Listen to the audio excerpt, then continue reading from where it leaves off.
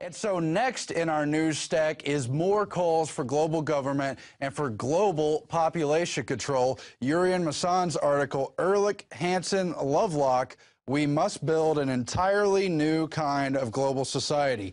And so you've got the United Nations Environmental Program, who's published their, quote, key messages from these top eugenicists, from these top climate change advocates saying it's all man-made. That's Paul Ehrlich, who worked with John P. Holdren, who's currently in the White House. He's the one who wrote Population Bomb, itself an overdriven model to sell people on population control. You've got the climate guy, James Lovelock, who says we should have fewer than 1 billion people, ideally. And you've got NASA's James Hansen, who's always running scrimmage for the data, trying to sell the public on it. And they say in their new report, Environment and Developing Changes, the imperative to act, that the UN at its upcoming 2012 Earth Summit should push for global government population control. Globally, we must find a better means to agree and implement measures to achieve collective goals. They go on to say, in the face of an absolutely unprecedented emergency, society has no choice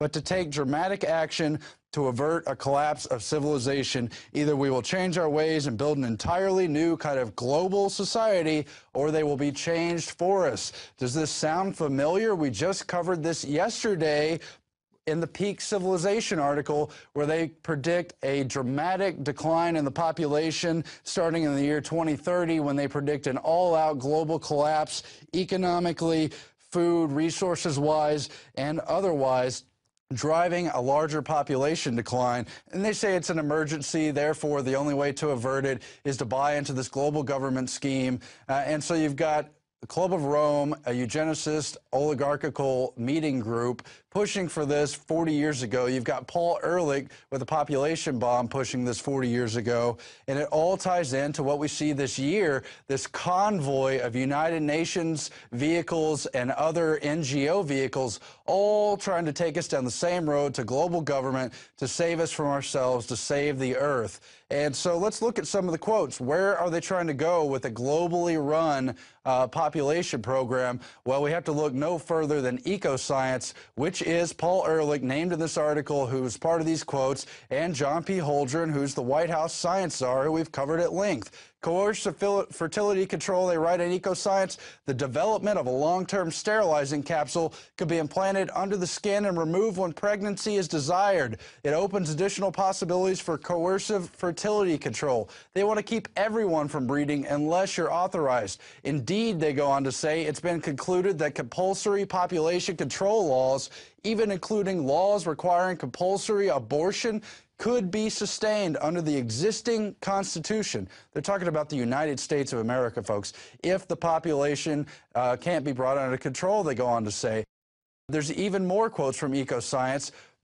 And here's where they begin to get into how we need a planetary regime, a global government, in other words, to regulate population. What do they say? Perhaps those agencies, combined with the United Nations Environmental Program, the very group named in today's article, and the United Nations population agencies, of which there's a few, might eventually be developed into a planetary regime, sort of international super agency for population, resources, and environment. This should sound very close to the Club of Rome's proposals and these studies coming out of MIT, where they say because of diminishing resources, because of them not embracing alternatives, that's going to trigger a population decline. So Ehrlich and Holdren go on to describe the planetary regime, or the world government, they want to set up. Such a comprehensive planetary regime could control the development, administration, conservation, distribution of all natural resources, including food on the international market. What are they talking about? They're talking about restricting access to food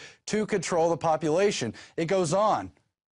The planetary regime might be given responsibility for determining the optimum population for the world and for each region, and for arbitrating various countries' shares within their regional limits. They're talking about giving food rations in proportion to the population. And what will they do if you don't have If you have too many people in the population, you won't get the food. It goes on because this is an older idea. Bertrand Russell espoused virtually the same idea in 1953, long before ecoscience came out.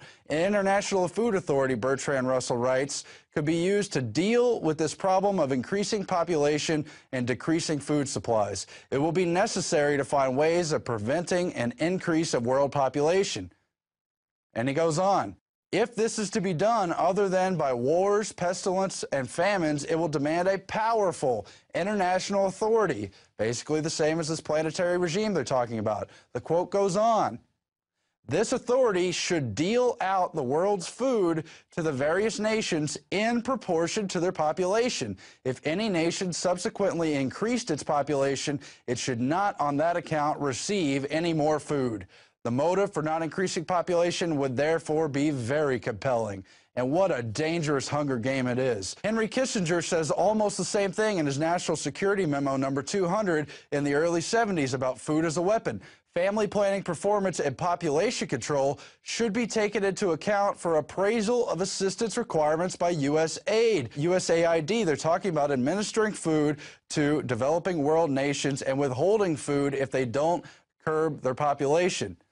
And it goes on. Would food be considered an instrument of national power? Is the U.S. prepared to accept food rationing to help people who can't or won't control their population growth? So when you see Ehrlich, Hansen, Lovelock in today's article, if we could go back to that graphic about how we must build an entirely new kind of global society, they are talking about building up such a world mechanism that you could save the environment by controlling population and especially by controlling food. After all, that's what MIT and the Club of Rome say is going to be the downfall of humanity, is when the food resources run out, when the energy runs out, and on, that will trigger a decline in the population. The problem is it's all manufactured by these elitists, and they've been developing this agenda for at least half a century, really more than a century, and it's just sickening. And it's all in the news this year, in the past few days, in the past few weeks, trying to sell you on it. And I say don't buy it.